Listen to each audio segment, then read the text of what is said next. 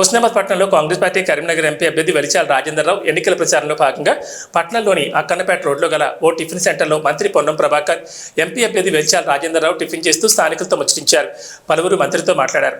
ఏమైనా సమస్యలుంటే నా దృష్టికి తీసుకురావాలని మంత్రి స్థానికులు తెలిపారు.